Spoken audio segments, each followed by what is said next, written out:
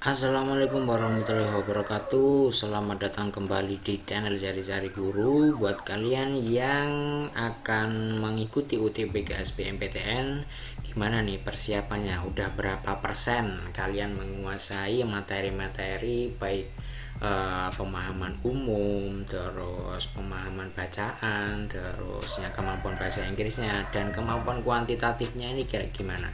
Udah berapa persen?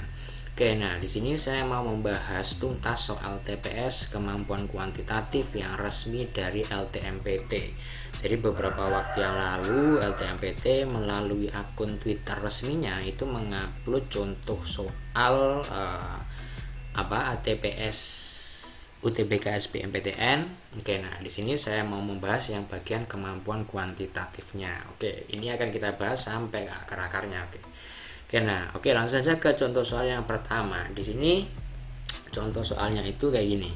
Bilangan berikut yang merupakan bilangan kuadrat dan sekaligus bilangan pangkat 3. Ya. Yang bilangan kuadrat sekaligus bilangan pangkat 3 ini yang mana nih? Jadi maksudnya itu adalah di antara beberapa pilihan jawaban ini yang termasuk bilangan kuadrat tapi dia juga bilangan pangkat 3 itu yang mana? Oke, kita coba cek aja. Di sini saya punya beberapa daftar bilangan kuadrat dan bilangan pangkat 3 1 sampai 10. Kita cek. Jadi kalau 8 ini masuk bilangan kuadrat apa enggak? Oh, ternyata 8 ini bukan termasuk bilangan kuadrat, tapi 8 itu masuk bilangan pangkat 3. Oke, jadi yang 8 itu bukan ya. Bukan termasuk bilangan kuadrat yang dan sekaligus bilangan pangkat 3 karena 8 itu hanya bilangan pangkat 3 saja. Terus yang 27 ini di bilangan kuadrat juga nggak ada. Bilangan 27 ini hanya bilangan pangkat 3 saja. Ini diperoleh dari 3 kali 3 kali 3. Yang ini tadi 2 kali 2 kali 2. Berarti ini 27 juga bukan. Terus yang 64. Nah, yang 64 dia termasuk bilangan kuadrat, yaitu 8 kali 8. Terus yang ini 64 itu diperoleh dari 4 kali 4 kali 4. Berarti jawabannya itu adalah yang C. Kita nggak perlu kalau dapat ketemu jawabannya yang C nggak perlu ngoreksi yang D ataupun E. Tapi nggak apa-apa, kita bahas di sini. Kan kita mau bahas sampai ke akar-akarnya kan. Nah, 81 itu bilangan kuadrat, yaitu 9 kali 9. 81 juga berlaku 3 kali 3 kali 3 kali 3, tapi ini 3 pangkat 4 ya, bukan pangkat 3. Oke, berarti 81 juga bukan. Yang 100 pun juga bukan. 100 itu ya 10 kali 10. Padahal kita butuhnya yang bilangan kuadrat dan sekaligus bilangan pangkat 3. Oke, gitu ya. Paham dong. Oke, tapi sebelumnya saya mau mengucapkan mohon maaf kalau di tengah video ini kalian mendengarkan suara ayam berkokok ya, karena ini rekamannya memang di dekat kandang ayam. Sorry banget. Tapi semoga nggak mempengaruhi penjelasannya gitu. Oke, ke contoh soal yang kedua. Ini tentang sifat-sifat bangun. Jadi ini soalnya, manakah di antara bangun berikut yang merupakan bangun datar? Paham dong bangun datar itu apa aja? Bangun datar itu ya ada persegi panjang, terus ada segitiga, ada lingkaran, terus ada trapesium dan lain sebagainya. Teman-teman pasti udah tahu. Berarti di sini yang termasuk bangun datar, yang merupakan bangun datar itu yang mana? Ya persegi dong. Ya, balok bukan. Balok itu bangun ruang. Trapesium ya masuk. Kerucut ini termasuk bangun ruang. Berarti yang termasuk bangun datar itu adalah persegi dan trapesium. Jadi jawabannya itu adalah yang B, 1 dan 3 saja yang benar. Oke, berarti kalau teman-teman kalau LTMPT menyajikan contoh soal yang kayak gini, berarti teman-teman harus mempelajari lagi sifat-sifat bangun datar. Ya, mungkin bisa sifatnya itu dari berapa banyak simetri lipat gitu, misalkan simetri lipat, terus simetri putar, terus apalagi dia diagonalnya kayak gimana, dan lain sebagainya. Oke, nah ini termasuk sifat-sifat bangun datar. Nanti teman-teman silahkan cek sifat-sifat dari bangun datar maupun bangun ruangnya juga. Mungkin teman-teman juga perlu untuk mempelajari agar nanti kalau teman-teman ketemu soal yang jenis kayak gini itu teman-teman bisa menjawabnya. Oke, ke contoh soal yang ketiga. Nah, contoh soal yang ketiga ini misalkan X, Y, Z menyatakan bilangan real yang memenuhi persamaan X plus 2Y plus 3Z sama dengan 10. Berapakah nilai X? Jadi untuk yang nomor 3 ini maksudnya itu X plus 2Y plus 3Z itu sama dengan 10. Terus kita diminta untuk menentukan nilai X-nya itu sama dengan berapa gitu. Nah, di sini disajikan dua syarat. Yang pertama, Z-nya itu sama dengan 1. Terus yang kedua, X-nya X plus Y itu sama dengan 5. Nah, ini pertanyaannya kita diminta untuk memutuskan apakah pernyataan 1 dan 2 berikut cukup untuk menjawab pertanyaan tersebut. Nah, jadi terus di pilihan jawabannya ini disajikan beberapa pilihan jawaban. Apakah cukup pernyataan 1 saja terus bisa menjawab atau menentukan X, ataukah pernyataan 2 saja cukup untuk menentukan X, atau kedua-duanya kita butuhkan untuk menentukan nilai X, atau enggak kedua-duanya gitu. Jadi ini kita diminta untuk menentukan atau memutuskan apakah pernyataan yang mana nih yang kira-kira kita butuhkan untuk menentukan nilai X ini gitu maksudnya. Jadi nanti untuk jenis soal yang kayak gini kemungkinan diperkirakan akan keluar ya di UTBK SBMPTN, karena nggak tahu kenapa dari kemarin tuh banyak yang tanya tentang soal ini gitu. Ini maksudnya tuh kayak gimana, terus kita untuk menyajikan beberapa contoh-contoh soal yang lain. Oke, kita coba bahas yang pertama ini dulu. Misalnya kita mau menggunakan pernyataan yang satu aja, yang pernyataannya pertama aja. Apakah kita bisa menentukan nilai X? Ya, kita coba masukkan ke sini gitu. Berarti ini kalau X plus 2Y plus 3Z sama dengan 10, terus kalau Z-nya sama dengan 1, berarti X plus 2Y ditambah 3 dikali 1 sama dengan 10.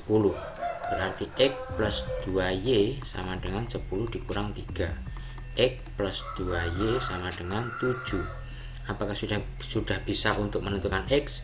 Belum bisa. Kenapa? Karena di sini masih ada variabel Y. Ya, berarti kita membutuhkan pernyataan yang kedua juga nih. Berarti X plus Y sama dengan 5. Baru ini kita pakai eliminasi gitu. Kita kan mau menentukan X, kita eliminasi yang Y, berarti ini kalikan 2, ini kalikan 1. Berarti ini terus ini nanti kan dikurangi ya. Dikurangi ini menjadi X dikurang 2X berarti min X, yang ini 0 ya.